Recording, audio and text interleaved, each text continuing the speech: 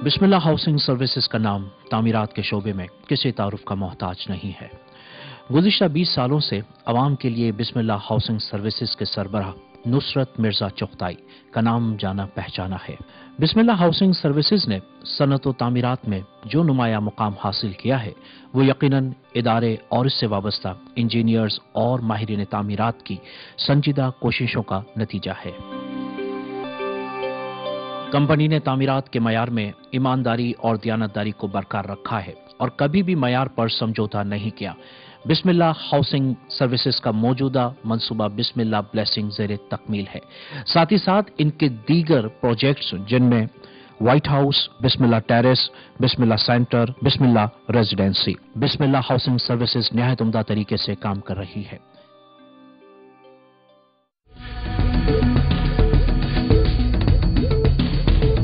जी नाज़रीन, प्रोग्राम तामीरकार के साथ मैं हूं आपका मेज़बान AK मेमन। नाज़रीन, जैसा कि आपके इल्म है कि हम अपने इस प्रोग्राम में आपकी मुलाकात करवाते हैं हमेशा एक ऐसे बिल्डर से, एक ऐसे तामीरकार से जिसकी हम बातें सुनते हैं और साथ ही साथ उनके आर्किटेक्ट की बातें सुनते हैं, मार्केटिंग के हवाले से बातें सुनते हैं और फिर उनके प्रोजेक्ट को देखते हैं। आज जो इतना ह्यूज और इतना खूबसूरत प्रोजेक्ट जो आप देख रहे हैं ये बिस्मिल्लाह ग्रुप का और बिस्मिल्लाह ग्रुप के चीफ एग्जीक्यूटिव, उनके मैनेजिंग पार्टनर मोहतरम जनाब नुसरत मिर्जा चुगताई साहब। आज हम उनसे बात करेंगे, साथ ही साथ उनके व्यूज सुनेंगे और उस प्रोजेक्ट के हवाले से वो हासिल करेंगे मालूमात जो आप जानना चाहते हैं। नाज़रीन इकराम, हमारे इस तामीरकार प्रोग्राम में हम चाहते हैं कि ऐसे शाहकार प्रोजेक्ट आपको हमेशा दिखाते रहें। आइए चलते हैं इस प्रोजेक्ट की जानिब और जानते हैं इस हवाले से बहुत सारी बातें। अस्सलाम वालेकुम चुगताई साहब, कैसे हैं? शुक्र अल्हम्दुलिल्लाह, आप कैसे हैं? माशाल्लाह, आपके प्रोजेक्ट के लिए आज आए हैं और प्लीज ये बताइएगा, चूंकि आपकी कंस्ट्रक्शन इंडस्ट्री में एक बड़ा माशाल्लाह आपका वसी तजर्बा भी है और आपके प्रोजेक्ट्स देखने के बाद और जब हमने अब तक व्यू लिया तो आपने बड़ी चीज़ों का ख्याल रखा है, छोटी छोटी चीज़ों का ख्याल रखा है। इस वक्त जहां हम इस वक्त मौजूद हैं इस प्रोजेक्ट के हवाले से, तो यहाँ इसमें आपने कौन सी ऐसी चीज़ें रखी हैं कि जो दूसरे प्रोजेक्ट के साथ उसको डिफरेंट करती हैं? देखिए, कराची में खास तौर पे गुलिस्तान जौहर में मैं एक बात बताऊं आपको कि जिस वक्त हमने ये प्रोजेक्ट किया हाई राइज का ऐसा कोई बड़ा कॉन्सेप्ट नहीं था। ठीक है। हमने इसमें ग्राउंड प्लस 16, ग्राउंड प्लस 15 की बिल्डिंग्स बनाई और शुक्र अल्हम्दुलिल्लाह जो सारी फैसिलिटीज एक कंडोमिनियम में होनी चाहिए इंटरनेशनली जो हम एक रिक्वायरमेंट है वो पूरी होनी चाहिए, जो हम देख कर आए। इसमें हमने वो सारी, यानी स्विमिंग पूल है हमारे पास, यहाँ पे जिम है, यहाँ पे मॉस्क है, यहाँ पे मस्जिद इस प्रोजेक्ट के अंदर अपनी है। उसके अलावा कम्युनिटी सेंटर है, जिम है, ये सारी फैसिलिटीज और ओपन स्पेसेस सबसे। देखें, फ्लैट में एक चीज़ मैं एक बात बता दूं आपको कि किसी भी जगह फ्लैट लेकर, कोई भी फ्लैट लेकर आप उसकी पूरी रेनोवेशन कर सकते हैं, नए बाथरूम बना सकते हैं, फ्लोरिंग नहीं कर सकते हैं, दरवाजे नए लगा सकते हैं, कलर नया कर सकते हैं, सैनिटरी फिटिंग नहीं कर सकते हैं, लेकिन अगर उसमें हवा और रोशनी नहीं है वो आप नहीं डाल सकते, तो आप वो नहीं ला सकते। इस पूरे प्रोजेक्ट में आपको हर फ्लैट वेस्ट ओपन मिलेगा। इस पूरे प्रोजेक्ट में हर फ्लैट में आपको इंडिपेंडेंट वॉल्स मिलेंगी। अच्छा, इस प्रोजेक्ट में सिंगल लाइन पे ये प्रोजेक्ट बना हुआ है और टोटल लोग प्रोजेक्ट को एरिया को कवर करने के लिए 80%, 70%, 65%, 60% जाते हैं। इस प्रोजेक्ट को टोटल 41% एरिया पे हमने कंस्ट्रक्ट किया है। टोटल 41%, 59% एरिया हमारा ओपन स्पेसेस में और ह्यूज पार्किंग हमने प्रोवाइड की है, ताकि लोगों को दो ही प्रॉब्लम होती है प्रोजेक्ट में, एक है वेंटिलेशन का और दूसरा है कार पार्किंग का। अच्छा, लाइट सेवरेज का भी आपने वो अक्सर बिल्डिंग्स जो हाई राइज होती है तो फिर बड़ा प्रॉब्लम होता है इसमें। बिल्कुल, हमने हैंगिंग सिस्टम पे सारा लेटेस्ट टेक्नोलॉजी पे जो सिस्टम आए हुए हैं उस पे हमने इस पे काम किया है। सब एक चीज की मुझे थोड़ी सी लगी कमी कि वो ये है कि आपने सर्वेंट के लिए कोई ऐसा इंतजाम नहीं, ऐसा नहीं है। इसमें इस प्रोजेक्ट में हर अपार्टमेंट में सर्वेंट अपार्टमेंट आपने रखा है सर्वेंट? जी। और 4 bed drawing dining TV lounge के अलावा ये सर्वेंट क्वार्टर है। अच्छा, और सर्वेंट क्वार्टर का रास्ता भी अलग से है, हर फ्लैट में एक सर्वेंट क्वार्टर मौजूद है। प्लस हमने उनके लिए अलग से वॉशरूम, टॉयलेट, सारी चीज़ें प्रोवाइड की सेपरेटली। फिर नीचे ड्राइवर्स के लिए हमने ये सारी सहूलतें मुहैया की हैं, ताकि जो लोग नीचे सर्वेंट के अलावा ड्राइवर्स भी रहते हैं उनके लिए हमने सारा वॉशरूम वगैरह सारी चीज़ें यहाँ प्रोवाइड की।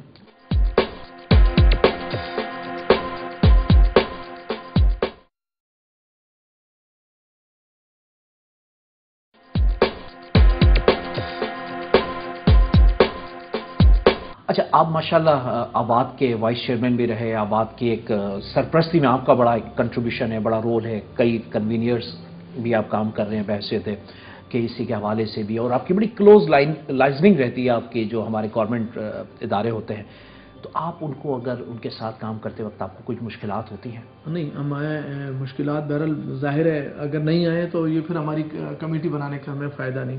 کمیٹی بنائی اس لیے جاتی ہے جہاں کسی ممبر کو کوئی پروجیکٹ پہ کہیں پہ پرابلمس فیس کر رہا ہو وہ، تو وہ آباد سیکریٹریٹ کو انفارم کرتا ہے اور آباد سیکریٹریٹ جو ہے نا اس کمیٹی کے حوالے کر دیتی ہے، وہ کمیٹی جا کے اس کو وہ سارٹ آؤٹ کرتی ہے ساری چیزیں.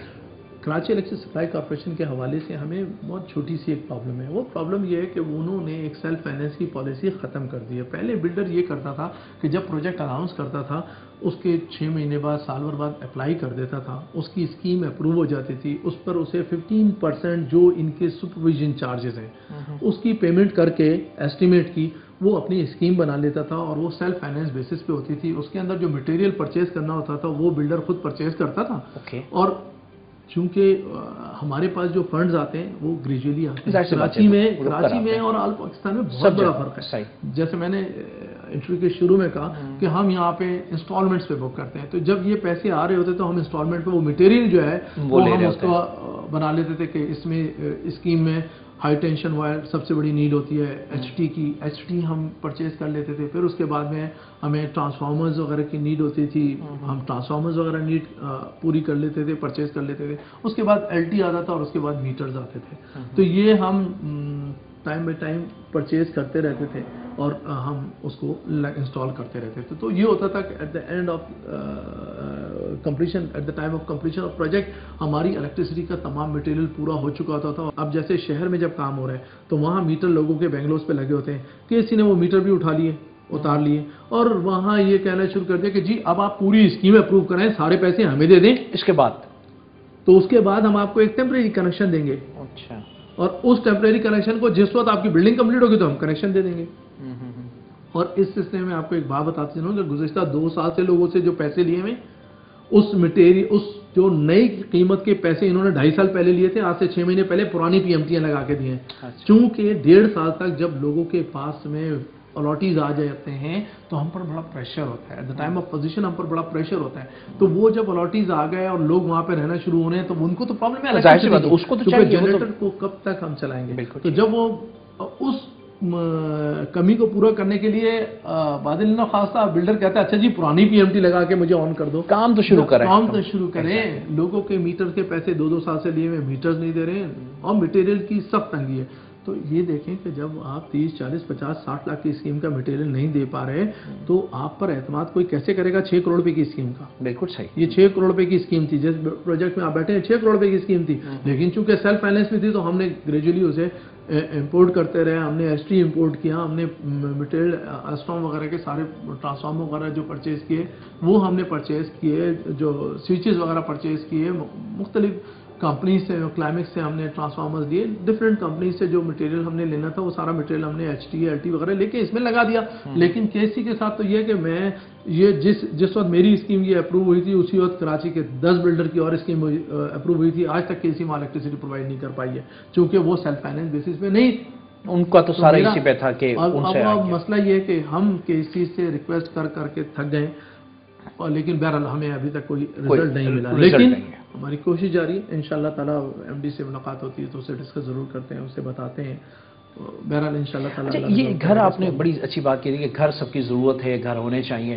تو حکومت کی سطح پر کوئی اس طرح کے گھر، ابھی تو خاص طور پہ سیلاب کے بعد تو بہت زیادہ اس کی ریکوائرمنٹ بنتی ہے، تو وہ گھر آپ جیسے جو تجربے کار بلڈرز ہیں وہ کاسٹ کو اور کم کر سکتے ہیں بجائے اس کے کہ اگر وہ ہو. تو ایسے پروجیکٹس میں آپ لوگ حکومت کے ساتھ کیوں نہیں مل کے کام کرتے؟ دیکھیں بات یہ ہے کہ ہم سب سے اہم چیز جو ہوتی ہے وہ ہوتی ہے حکومت پلان کرتی ہے اور اس پر امپلیمنٹیشن بھی حکومت کراتی ہے. اچھا. ہمارے جو بلڈرز ہیں پرائیویٹ سیکٹر میں خاص طور پہ آباد، ہم نے اپنی یہ خدمات پریزیڈنٹ صاحب کو پیش کی ہیں. ٹھیک ہے.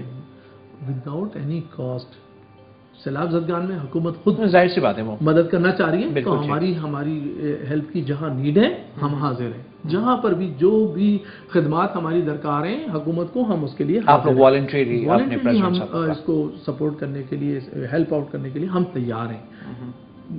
بات یہ ہو رہی ہے کہ اس وقت ابھی بھی گورنمنٹ کے ہمارے حساب سے اگر گورنمنٹ ریوائیو کر دیتی ہے ہاؤسنگ انڈسٹری کو تو اس سے الائٹ 72 انڈسٹریز چلے گی.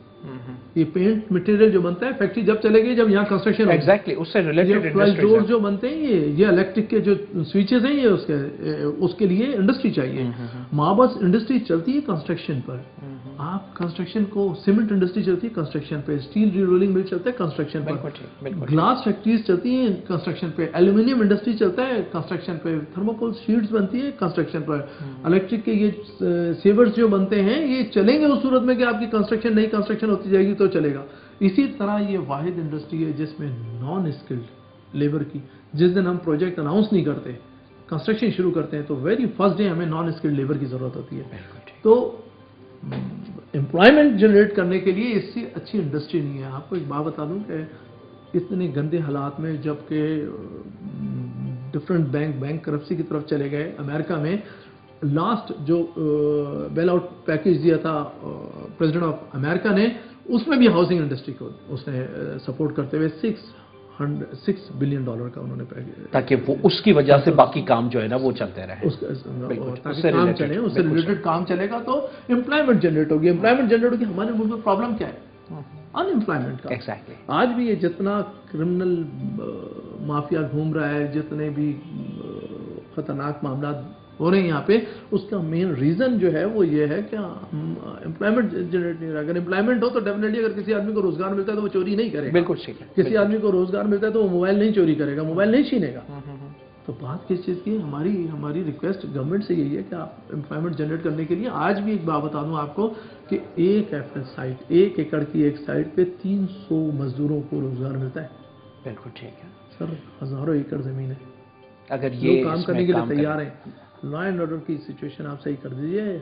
سینکڑوں بلڈر جو اس وقت بے روزگار بیٹھا ہے اس وقت, تو ان امپلائمنٹ کا یہ حال ہے کہ وہ بلڈر جو لوگوں کو ایک ایپل سائٹ پہ 300 مزدوروں کو روزگار دیتا ہے وہ ظاہر سی بات ہے کہ اس کے پاس کام نہیں ہے. کام ہی نہیں ہے اس کے پاس, تو کہاں سے کرے گا وہ. صبح آج کا پہلے بلڈر انکلوڈنگ مائی سیلف ہم صبح 8 بجے نکلتے تھے. جی ناظرین, چغتائی صاحب سے ہم مزید بات کریں گے, اور چونکہ ابھی ہم نے ان کا پروجیکٹ بھی دیکھنا ہے, چغتائی صاحب آپ سے ہم ریکویسٹ بھی کریں گے کہ آپ ہمیں اپنا پروجیکٹ بھی دکھائیے گا. لیکن ناظرین, اس سے قبل کہ ہم پروجیکٹ دیکھیں, آئیے چلتے ہیں ایک مختصر سے بریک پر.